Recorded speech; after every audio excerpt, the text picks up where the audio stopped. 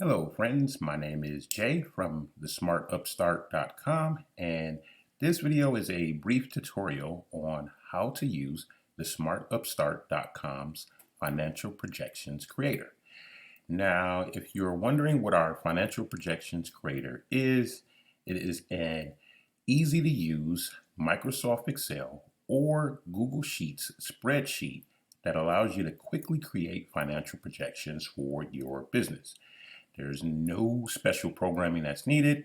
You don't need to know how to enter formulas. You simply enter some basic information about your business, and the spreadsheet creates up to 5-year projections as well as charts for your business.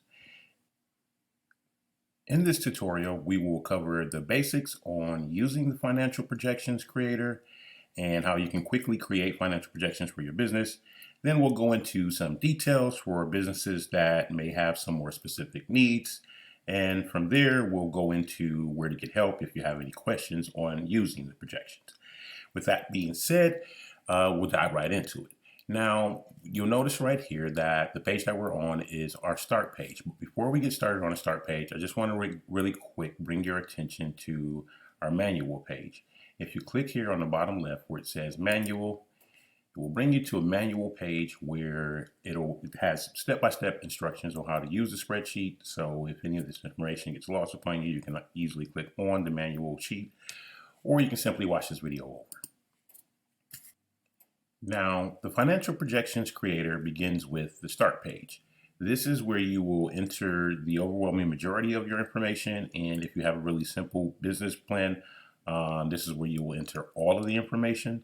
Some of the more complex businesses that have some fluctuations in the business sales, for example, businesses that may see more business, I should say, in the summertime as opposed to the fall, you can go inside and actually make adjustments to the sheet to account for those fluctuations of business. We'll get to that part just a little bit later, but starting here on the start sheet, the first thing that you'll notice is that there's a space for you to type in the business name. Right now it just says business name, or new business, I should say. You will type in the name of your business. So in this instance, we'll just do Jay's Shop. And you'll enter in the actual start date for your business. So for this business, we're going to enter something in 2024. So let's say June 1st of 2024. All right. Now, the very first thing that you'll see after you enter the name of your business, as well as the start date for your business, is where you enter in the income or revenue sources for your business. Now, within the spreadsheet, we have some examples here for you to kind of get you started. You'll see bakery, beverages here, but not all businesses are bakery or beverage businesses. So whatever your revenue source is, however you bring income is, that's where you'll actually put here. For this example, we'll just leave at bakery. We'll leave the beverages in. The next sheet, but you can notice here that you have other products and services that you can enter in. So let's say, for example, if we also offered something else, let's say if we offer sandwiches. All right.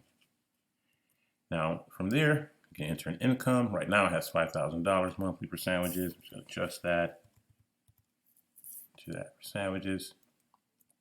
That's $2,000 monthly for beverages and another $1,000 monthly for bakery.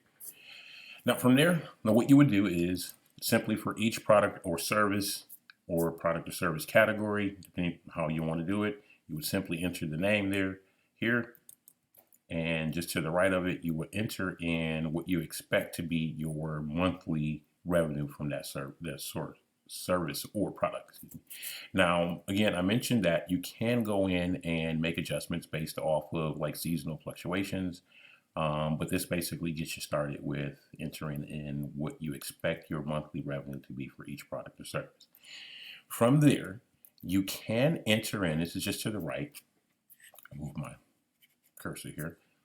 You can enter in the percentage of annual growth that you anticipate for each product or service. So right now, for this particular business, for Jay's Shop, for our bakery, we have an anticipated annual growth of 2%. For our beverages, we have an annual growth of 5%. For our sandwiches, I'm going to put an annual growth of 5% as well. Now, what this does is you'll notice when we get to the income statement, rather than simply have your income at $3,000 for sandwiches, you'll see an incremental growth within your income statement that shows over the course of the year that particular product or service growing by this percentage. The next thing that you can do here is you can put in the cost of goods sold for it. That is entered in as a percentage as well.